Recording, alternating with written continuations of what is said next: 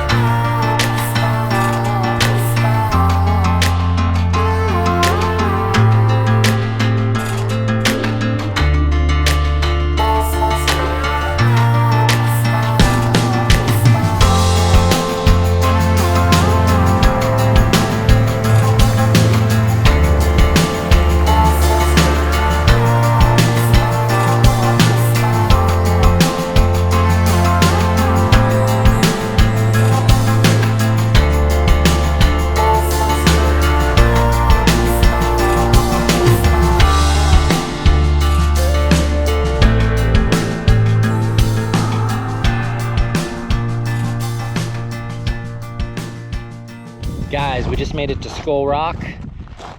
We are in Upper Queen Canyon, and we just came up here for lunch, but somebody else is actually camping up here. Check this out. They were here earlier. They jumped in their Jeep and went up the trail. Check out how cool that is. We got fire pit. You could camp inside if you wanted.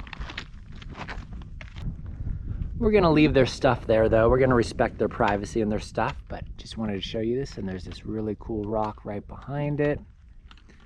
All these great rocks around here. Very cool.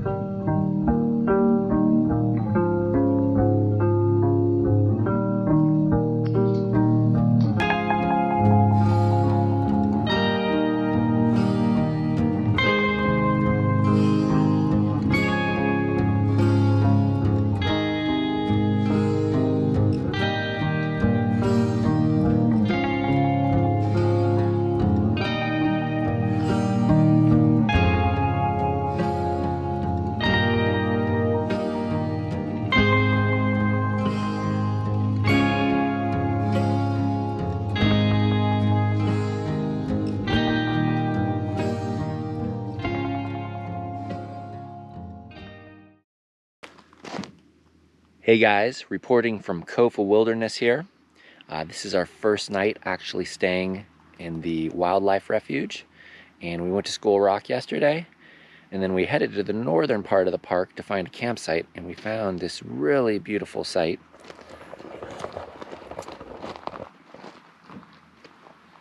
There's absolutely nobody out here. We don't have a neighbor in sight, which is quite ironic. Because down by School Rock, there were lots and lots of people, lots of snowbirds parking their RVs and vans out there, but here, nothing. And I think today we're going to be going out that way and then looping around the mountains and exploring some really cool stuff. So I wanted to show you guys something. If you come out here or to other parts of the Sonoran Desert, this, my friends, is called cholla cactus. Most people call it teddy bear cactus, probably because, well, if you run into it, especially with your shoes, no matter how rugged they are, it's going to hug you like a teddy bear. And these nice little quills right here are going to go straight through your hiking shoe. It happened to two of us yesterday, and in fact, I was walking out over there towards the mountains. There's a nice little wash, being very careful, and I stepped on one and it went straight through the bottom of my hiking boots. No problem. So be careful, watch where you're going. These guys are nasty. Don't let them be fooled by your name.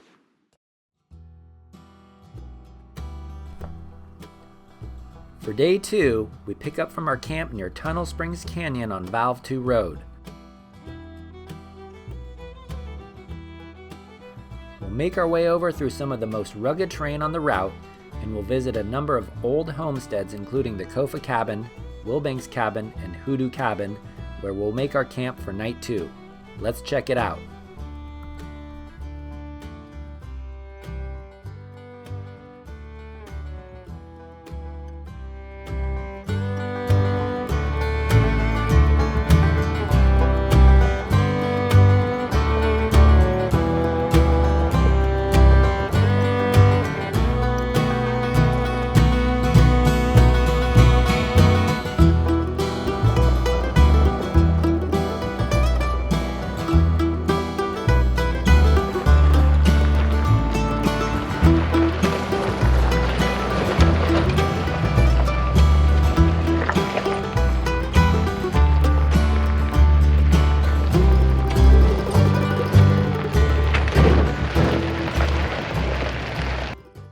So here's Kofa Cabin.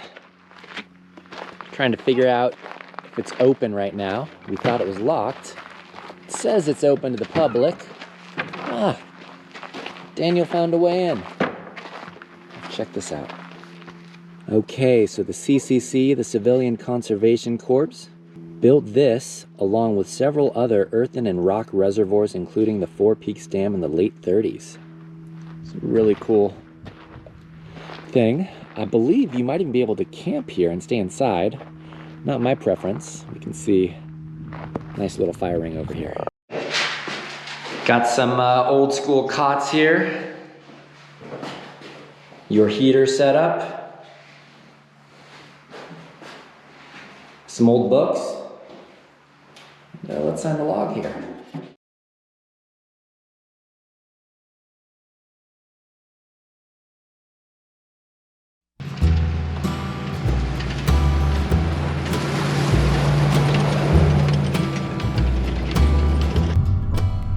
Kofa Cabin, we make our way through a series of sandy and rock-strewn washes in the undulating jeep trails that Kofa is so well known for.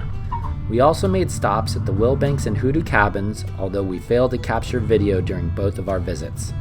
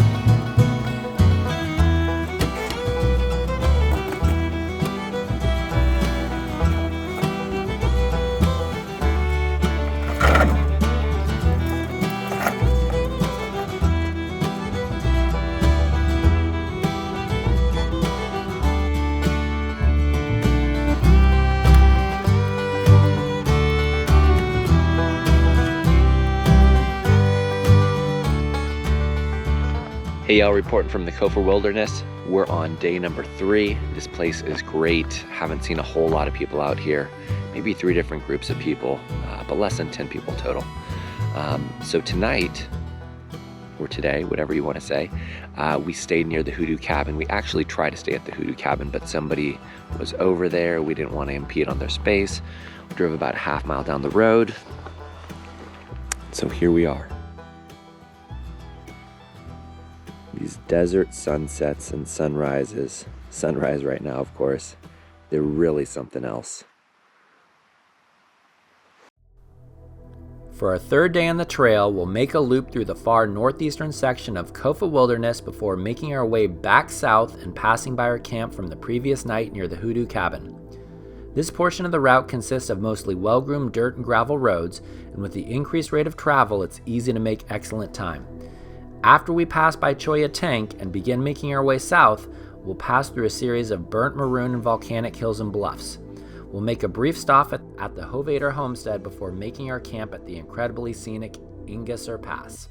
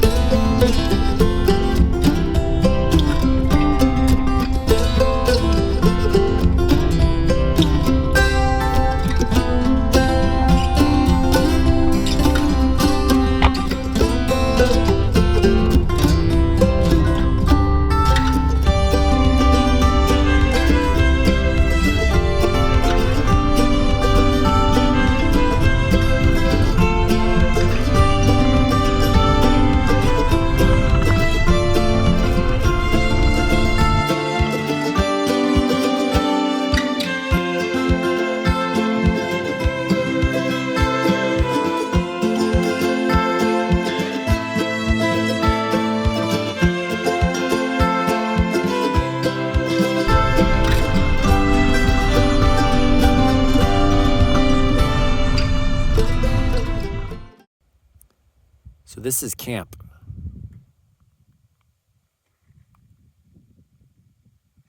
We're up in the mountains.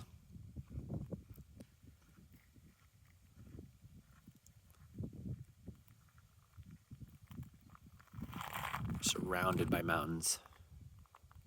Look at that. Something else.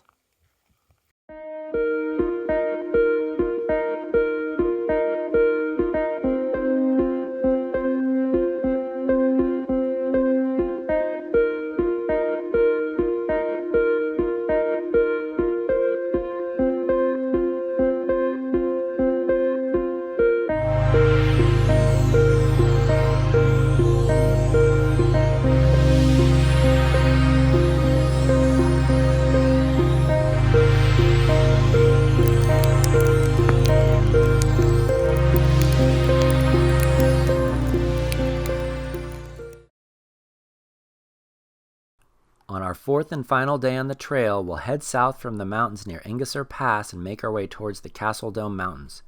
We'll pass by a number of old mines, including the still active King of Arizona mine, which Kofa is named after. We'll also make a stop at the historic Antares mining cabin. Once we pass the Castle Dome Mining Museum, the route traverses a rugged jeep track up to the remote Big Eye Mine. We opted to skip Big Eye Mine on this trip and made a beeline over to the Yuma Proving Grounds. Our trip wraps up at the impressive open-air tank museum at the Proving Grounds, which we strongly recommend visiting.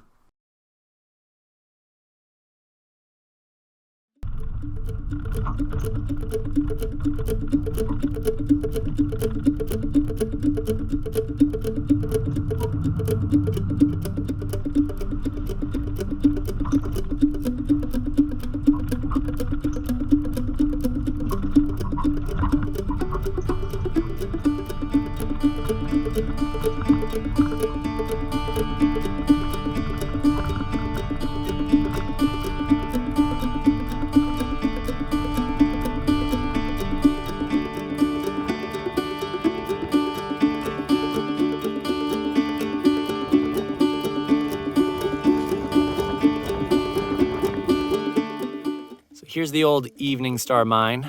I believe that's on private property still. You can see a mine shaft up there. Then here's the Antares mining cabin, and we're walking because the road is washed out, and there's a gate. Hey, give it a knock and see if anybody's home. Knock, knock.